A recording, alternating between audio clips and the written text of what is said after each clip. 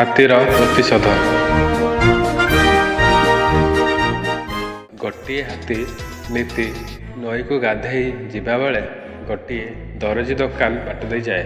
ଦର୍ଜିଟି ସ୍ନେହରେ ତାକୁ ନୀତି କଦଳୀ ଦିଟା କି ପିଜୁଳି ଦିଟା ଦେଉଥାଏ। ହାତୀଟି ତା ପ୍ରତି ବଡ଼ ଅନୁଗତ୍ୟ ଦେଖାଉଥାଏ।